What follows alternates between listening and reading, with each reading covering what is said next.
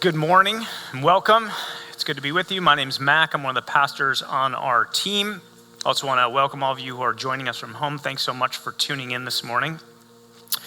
We're in a series right now called Honest to God. The big idea of this series is that honesty is a key ingredient to relationship with God. So God wants a relationship, a personal relationship with each and every one of us, a deep and meaningful relationship. And that is only possible to the degree that we relate to God with honesty and authenticity. And so the through line of this entire series is that God wants you to be 100% honest with him at all times. And we're looking at the Psalms to give us a template for this, because the psalmists consistently and repeatedly show up with raw and brutal honesty in their prayers. They just come to God. They don't sanitize their feelings. They don't clean up their emotions and then go to prayer. No. What they do is they go to God right in the middle of all their messy emotions, all their feelings, and they just lay it out before God, even, quite frankly, at the risk of saying and sounding pretty offensive. This book of 150 Psalms, prayers, is designed to teach us how to pray. And one of the deepest theological points of the Psalms is that prayer is not first and foremost about right theology. It's about radical honesty. And in fact, it's only as you come to God honestly that God can change your theology.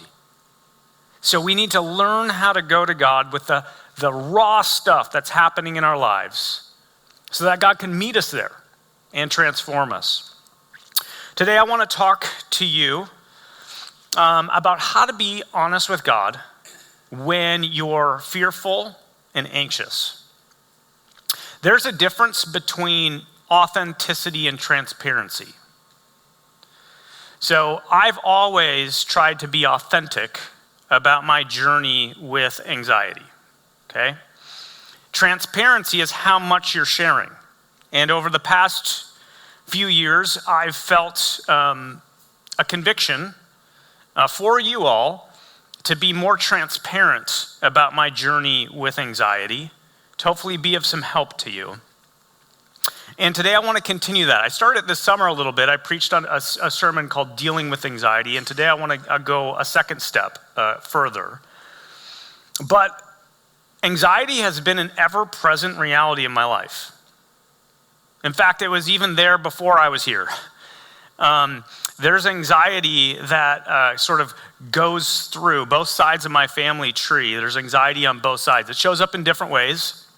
On my dad's side, it's more like OCD type stuff, which of course is rooted in anxiety because you have to do all these things to prevent bad things from happening or control your environment really strictly because otherwise you would kind of spiral out of control. On my mom's side, it's more of a generalized form of anxiety. That for sure goes all the way back to my great-grandma Borelli, who was everybody knew was a worrywart, and it probably predates her. But I can literally look at my genogram, my family tree, and trace anxiety back to my grandparents, then see how it impacted my aunts and uncles on both sides, and then their kids, so my cousins and so on. I can see my nuclear family that I grew up in, how it impacted my sisters, and now my nieces and nephews, and how it shows up in my own life and my family. So my youngest son, I joke, he's brilliant, my oldest son. He started a car detailing company, and he named it OCD, Oconomowoc Car Detailing. And he crushes it, by the way. But there's like a not so funny pun about it. Like, he is very detail oriented, and it kind of rings true. I remember from a young age experiencing intense bouts of anxiety. It became unmanageable for me in the 4th grade. That year I experienced some transitions. One transition was to a new school, and then at the same time our family moved into a different neighborhood. So same community, but different neighborhood. And in both places, I was sort of an outsider looking in on social circles that had already been well established. And with that came some mistreatment, some bullying, and so on. So I began to experience some social anxiety. In addition to that, the school that I transitioned into was way further along academically. And I didn't even have a concept of homework at that point. Like, I had no idea what that even meant. And I fell behind really quickly. I remember taking a test on the state capitals. Like, you had to put the names of the states and capitals. I got Minnesota right, and that's it. That's where I lived. So I began to experience some learning anxiety. I remember that's when I first downloaded the belief that I was stupid. I remember in this new school, it was further away from my house, and one of the things I was really scared about was missing the bus on the way home. Because at my previous school, I could walk home. And this was my only way to get home, and it didn't help that our teacher would always let us, we were like the last class every day to get out. And sometimes I'd make the bus with just seconds to spare. And so every day, right around lunchtime, that's all I could think about, was like, am I gonna make the bus? One time I missed it, and my little sister Laura started sobbing, and the bus driver turned around to come get me. And so crisis averted thanks to my sister sobbing, you know? But this was kind of like, you know, a lot was happening in this season. And my sweet mom, she was so tuned into this. She gave me a picture. I wish I still had this. She gave me a picture of a mountain. And the front of this mountain looked like a face, like almost like the face of Jesus. And she told me to tape this to the top of my desk. And on the back, in her cursive handwriting, she had scribbled down the verse Philippians 4:6, like, don't be anxious for anything, everything through prayer and supplication. And it was kind of like our little secret. Anytime you're scared or you're anxious, you can just look at the face of Jesus and remember he's with you. The problem is, you know, you'd hope like, okay, there's just a lot of transition here, and maybe it's just like a season that you'll grow out of, but I counted it up. I had 5 different schools by the time I was in 9th grade. So the transitions just kept coming, along with the learning anxiety of constantly adjusting to new schools and whatnot. And it didn't slow down. I was a goalie for the varsity hockey team, and look, when you mess up as a goalie, everybody knows. And we would play in front of 3,000 to 5,000 people each week. And I remember that's when like sports shifted from being fun to like, don't mess up. And experienced a lot of like performance anxiety going into those games. It wasn't until I was 29 that I decided to get some help. I actually asked Terry Koshnick, who's part of our community, if she had a referral for me, and she did. And I'm so grateful. I've been with my therapist for 14 years now. What brought me to the place where I was like, I think I need to talk to someone about this was you all. I'm joking, but it was my job here at Crosspoint. It got really hard. Part of it was that I was 29 years old at the time and was promoted to our associate lead pastor, like kind of an executive pastor. And I went from being a peer on staff to being in charge of supervising a bunch of staff. When you go from a peer to a supervisor, that doesn't always go well. And all of them were older than me. In addition, I'll just tell you, I won't go into the details, but our staff had so many dysfunctional relational patterns, it became a real mess to figure out how to navigate that with any degree of integrity. And so I ended up going to a therapist. And I remember the first time we sat down, I'm trying to describe to her why I'm there. And she says, okay, Mac, how much time in any given day do you spend worrying?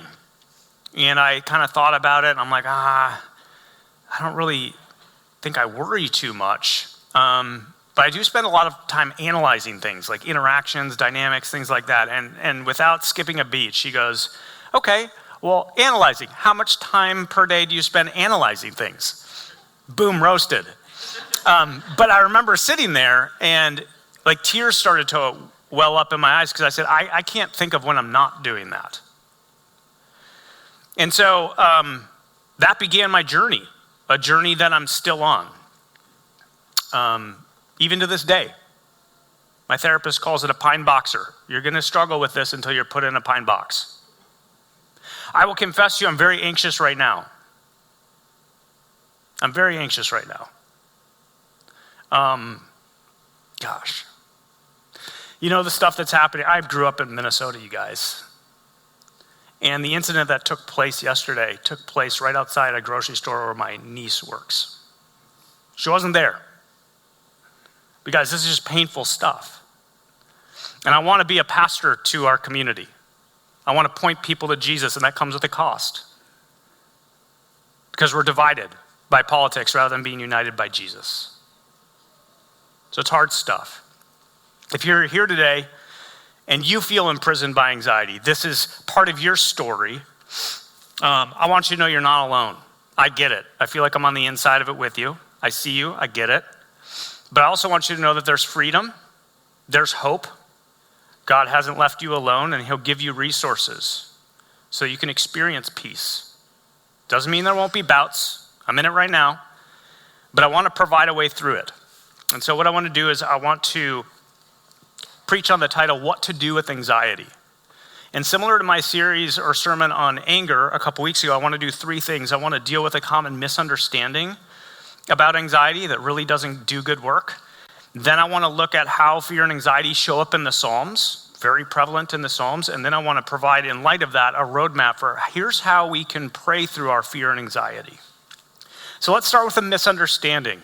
Same misunderstanding as when it comes to our anger. There's a common misunderstanding out there that anxiety is bad.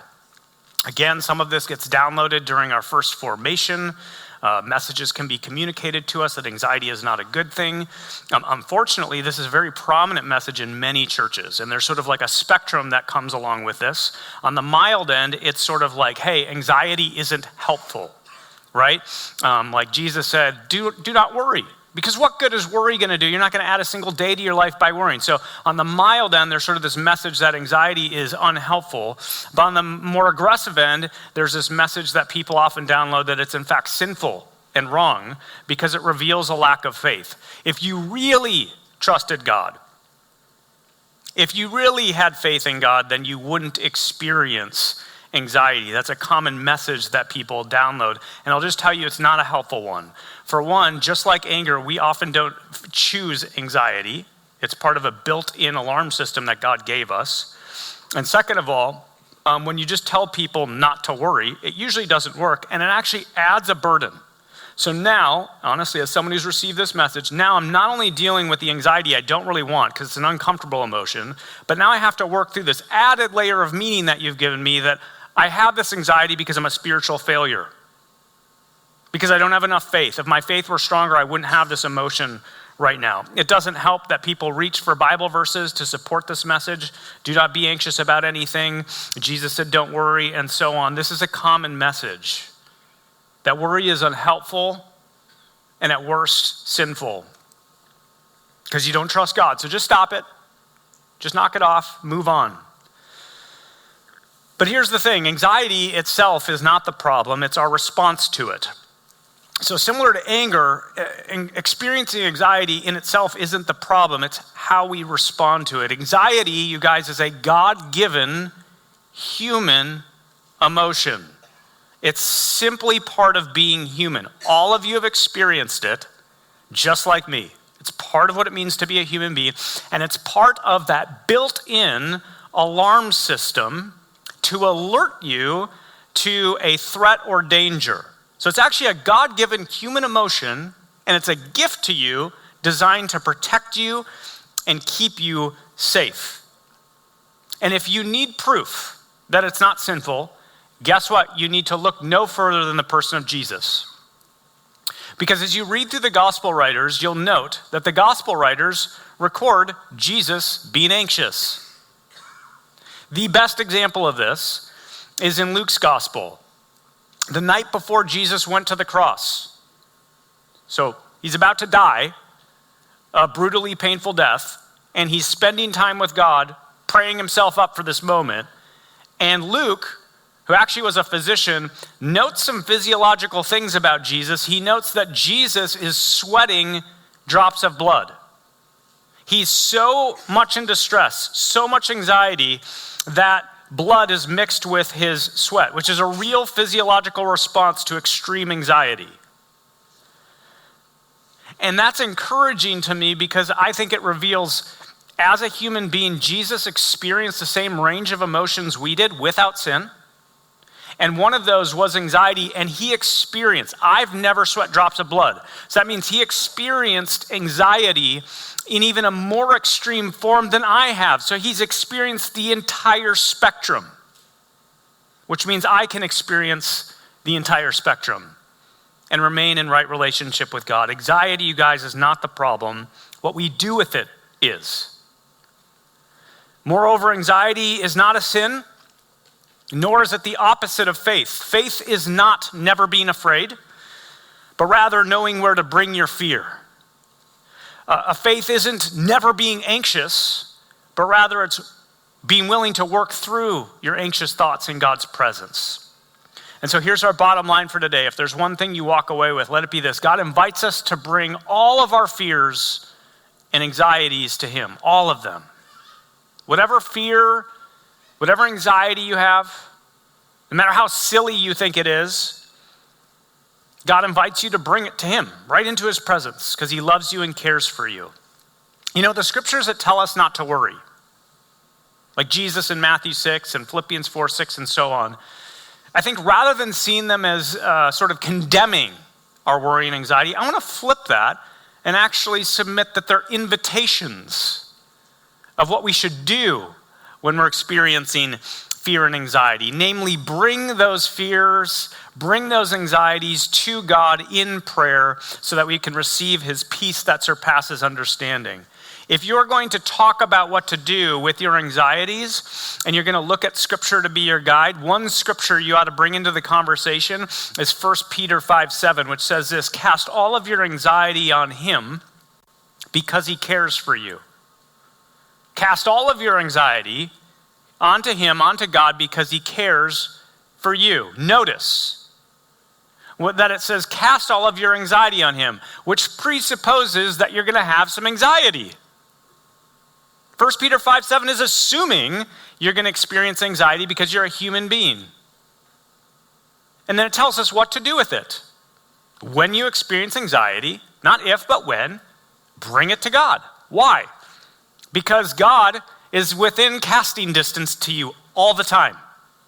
God is right next to you all the time, and he's present for your good, and he cares about you enough to want to carry the burden alongside of you. In fact, he wants to exchange your worry, your fear with his peace and his trust. Cast all of your anxiety on him because he cares for you.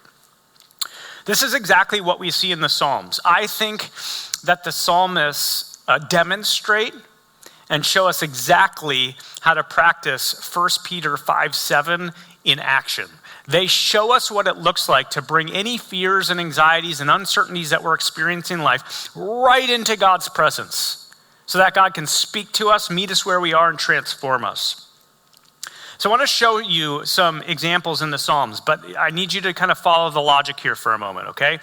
Remember that fear and anxiety spike when a core need is threatened or endangered, right? So in the Psalms, we don't just see anxious feelings. We don't just see anxious emotions. We see anxious situations. We see these writers facing or experiencing threats or dangers from different places and in different directions, which then provoke fear and anxiety. And so in the Psalms, you see the writers narrating the threat or danger they're experiencing and their anxiety in light of that. So that led me to put together a list of the different types of threats and anxieties that we see in the Psalms. This is not exhaustive, nor are these in any particular order, but I just want to give you some examples of how this shows up. The first one I noticed is what I would call a threat to the body, a threat to the body. And this provokes what's called health anxiety in common vernacular. So there's some sort of threat happening to a person's body. There's something wrong. My health is failing. I have a disease. I have a sickness, whatever, and I can't control it. And this creates anxiety rooted in fear and sort of vulnerability of what's going to happen. Am I going to be okay? Here are some examples of this. Psalm 6. 2 and 3 says, "Be merciful to me, Lord, for I am faint. Heal me, for my bones are in agony." Here's another example. "My wounds fester and are loathsome because of my sinful folly. I am bowed down and brought very low. All day long I go about mourning. My back is filled with searing pain. There's no health in my body." Any of you ever had back pain before? It is the absolute worst. There is nothing more disabling than it. It just takes all of your focus, all of your energy. It is awful. So I imagine most of us can relate to this kind of anxiety because at some point you've probably experienced some sort of sickness or illness or threat, from maybe on the mild end to maybe something more serious, like a possible diagnosis or whatever it might be. Some of you might be sitting in that space today. This is a kind of anxiety that we see in the Psalms as people wrestling with their health and then bringing that into God's presence. And we all will experience this one because at some point our bodies give out, don't they? Here's a second one, is a threat to the future. This creates what I would call anticipatory anxiety. So with this one, there's some problem in the present. There's some crisis that's happening. And what happens is the person goes, what if this isn't resolved? What if this crisis doesn't go away? What does that mean for the future? And that then creates worry and anxiety about what's going to happen. So let me give you just one example of this. This is Psalm 77, verses 7 and 8. It says, "Will the Lord reject forever? Will he never show his favor again? Has his unfailing love vanished forever? Has his promise failed for all time?" So notice this. The problem in the present is that this writer feels, and he's writing on behalf of all of Israel, that God has rejected Israel, that his favor is gone, that his love has vanished forever, and he's going, okay, and what if it never is regained? What if things stay this way, where God rejects us forever, where we don't sense his presence and so on, and that's creating internal anxiety. I don't know what I'm going to do if things stay the way it is right now. This is anticipatory anxiety. And once again, notice it's not being ignored, but rather it's being named and brought into God's presence. There's this problem right now, and I'm worried about what this will mean for the future. Here's another one, is a threat to safety. So this category, it pops up all over the Psalms. Is there some form of opposition, some external threat that is acting on the writer, and the writer is bringing this into God's presence to name their fear and anxiety about this opposition, this external opposition they're experiencing. I'll give you one example of this, Psalm 56. David says, "Be merciful to me, my God, for my enemies are in hot pursuit. All day long they press their attack. My adversaries pursue me all day long. In their pride, many are attacking me." You ever felt attacked by someone before? This was David's entire life, you guys. You read the story of David, he wrote most of the Psalms, and he spent the vast majority of his life being attacked. On the run from Saul, from the Philistines, from his own kids. And I didn't read, I'm saving it. The third verse in this says this, I love this. He says, "When I'm afraid, I trust in you." Notice how powerful that is.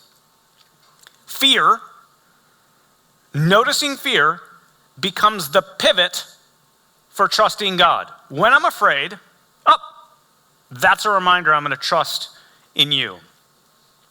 Here's another threat we see in the Psalms, is a threat to relationship.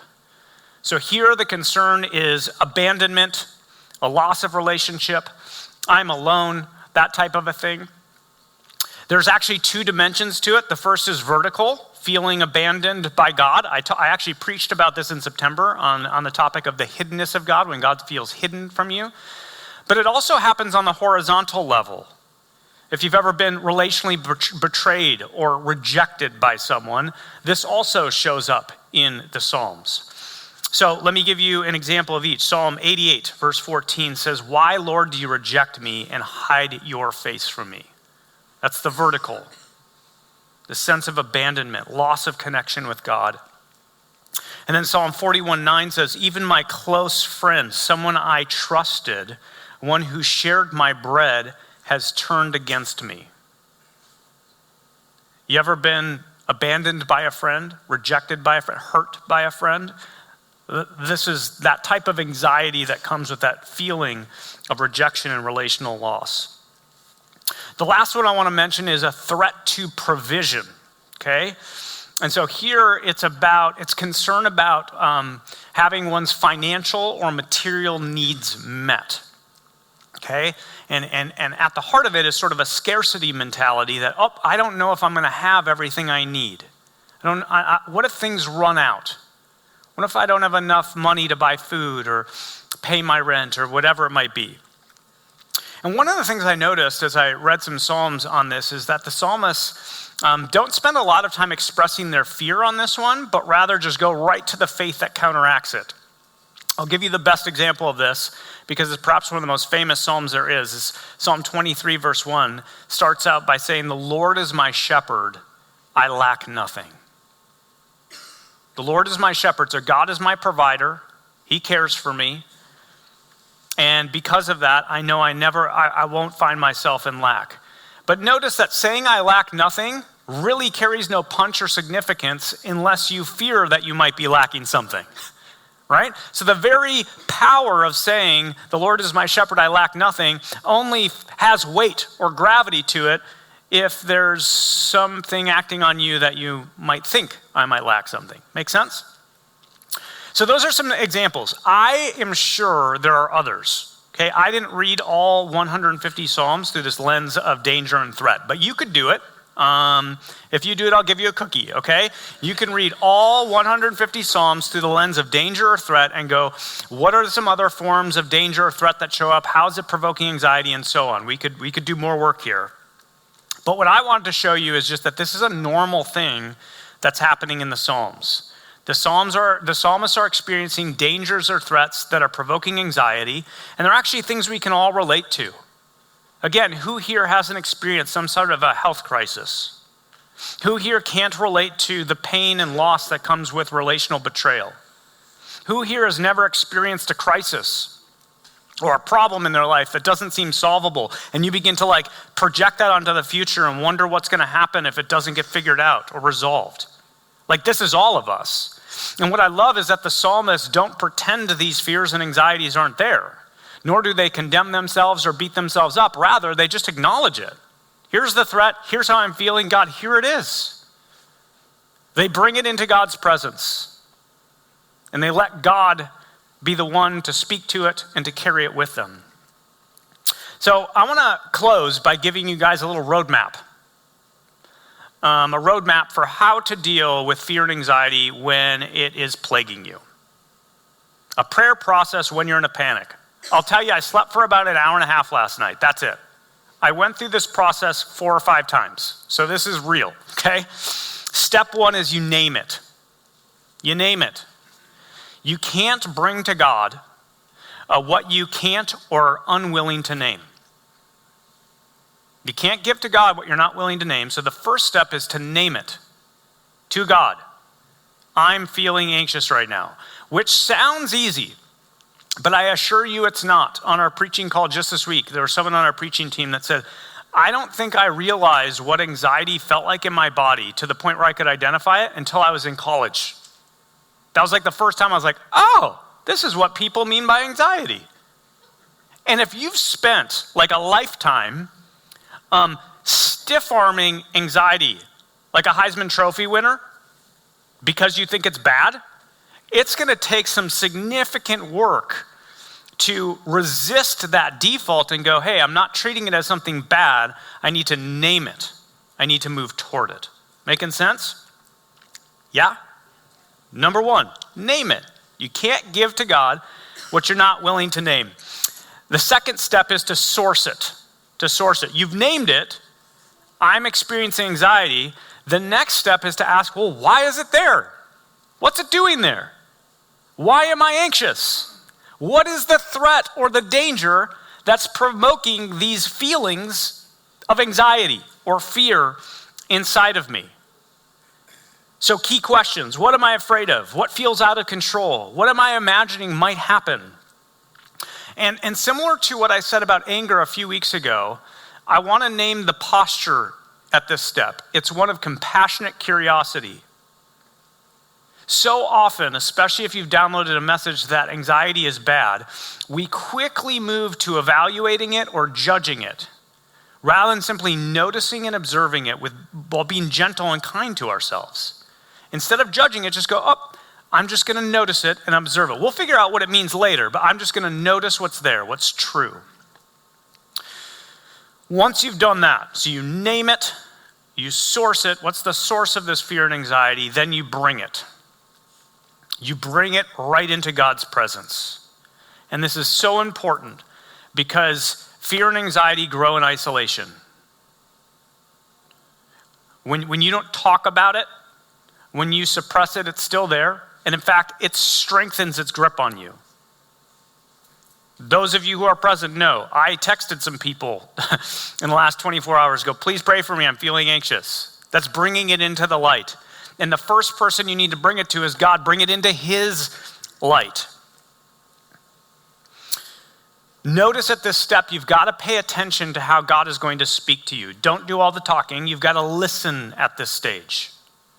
In light of your fear, in light of your anxiety, how might God want to speak to you? What might God be saying to you in this moment? And I don't know what God will say to you, because it will probably depend on whatever it is you're facing. But I'll tell you, having done this for a long time, here's a through line you can grab a hold of. For me, every time I've experienced fear and anxiety and heard God speaking to it, God always reminds me of his presence. He hasn't abandoned me, and that I can trust him. He's with me, and I can trust him.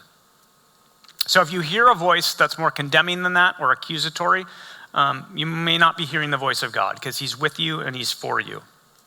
You name it, you source it, you bring it to God, and then that leads to the final step, which is you entrust it. The final step is you entrust whatever the threat is, whatever the source is, right into God's care. Trust isn't pretending that everything is fine. It's giving what's not fine to the God who loves you. Trust isn't the absence of anxiety. It doesn't mean your anxiety will just instantly go away. It's choosing what you're going to do with it. And so the final step is all about, in this moment, doing the best you can with God's help through his power to entrust it to him and walk forward in faith. God, even though my body isn't cooperating, I'm going to trust you with it. Even though my voice is hurting and I don't know if I'm going to be able to preach today, God, I trust you. You're the one who gave me my voice. God, even though there's this mess happening over here in the world and it's grieving everybody, you're the king, you're on the throne. I can trust you with it. Even though I don't know what's going to happen with my job and I might lose my job and will I find another, God, I'm going to trust you with it because you're with me and you're for me and you see me and you're at work for my good. Even though there's this relationship that's a mess, you know what's going on there and you can work in me and you can work in them. God, I can trust you with it. Whatever it is, and this is the pattern of the Psalms, they name it, they source it, they bring it to God, and they always surrender it to God in trust. So here are some action steps for you. First, some reflection questions to bring into your prayer time this week. How were you taught to relate to fears and anxieties during your first formation? You know, what messages did you download? Did you have a sweet mom like mine who put the face of Jesus on your desk? You know, what was communicated to you? What kinds of threats do you tend to get most anxious about? Why is that? Some of us are, more pulled towards threats in this area than that area. What kind of gets you hung up a little bit? What fears and anxieties are speaking the loudest in your life right now? Is there any area of your life that you're feeling particularly anxious or fearful? And then the practice is really quite simple. You're just going to walk through that roadmap of naming it. Here's what I'm anxious about. Sourcing it. Here's the source of that fear and anxiety, bringing it into God's presence, listening for God's voice, and then entrusting it to him. And if you want extra credit, write this out as a psalm, as a prayer. God, I'm writing this to you. Here's what I'm anxious about. Here's the threat. Here's the feelings and emotions I have. I'm bringing it to you. I'm casting it onto you because you care for me, and now I'm going to entrust it. Write it out as a prayer. And then you can hold on to that and keep going back to it when you need it. That's all I have for you today. So if you'd stand, I'd love to close us in prayer. God, we thank you that there is never a moment when you are absent or distant. In fact, even when we can't feel you're present, God, I know that you're there. And we thank you that you're so close, there's never a moment where you have to carry the baggage of worry or anxiety or fear by ourselves, for you invite us to give it to you. Help us to respond to that invitation this week. I pray for each and every person here, whatever fears and anxieties, whatever worries they're carrying, that they learn how to walk in step with you, surrendering those into your care so that they may receive your peace. For we ask it in Jesus' name, amen.